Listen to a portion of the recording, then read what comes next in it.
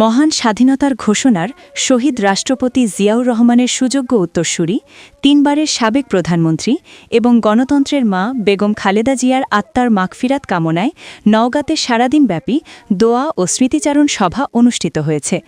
নওগাঁ থেকে সুবীর দাসের প্রতিবেদনে দেখুন বিস্তারিত। এই সভার আয়োজন করেছে নওগাঁ পৌর ৪ নং ওয়ার্ড বিএনপি অঙ্গ ও সহযোগী সংগঠন।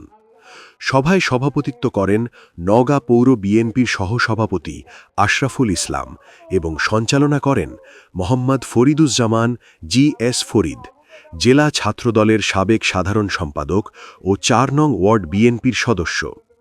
অনুষ্ঠানে উপস্থিত ছিলেন নওগাঁ জেলা বিএনপির সাধারণ সম্পাদক আলহাজ মামুনুর রহমান রিপন, সাংগঠনিক সম্পাদক নূর ই আলম মিঠু, শফিউল আজম ভিপি রানা, খাইরুল আলম গোল্ডেন, পৌর বিএনপির সভাপতি ডাক্তার মিজানুর রহমান, জেলা বিএনপির সাবেক যুগ্ম সাধারণ সম্পাদক শহীদুল ইসলাম টুক্কু, মাসুদ হাসান তুহিন, ৪ নং ওয়ার্ড বিএনপির সভাপতি শেখ আব্দুল কুদ্দুস ও সাধারণ সম্পাদক সাইদুল ইসলাম টিটু, নওগাঁ জেলা স্বেচ্ছাসেবক দলের আহ্বায়ক শফিউল আজম টুটুল, জেলা যুবদলের সদস্য সচিব রুহুল আমিন মুক্তার, জেলা ছাত্রদলের সাধারণ সম্পাদক মামুন বিন ইসলাম দোহাসহ অঙ্গ ও সহযোগী সংগঠনের অন্যান্য নেতৃবৃন্দ।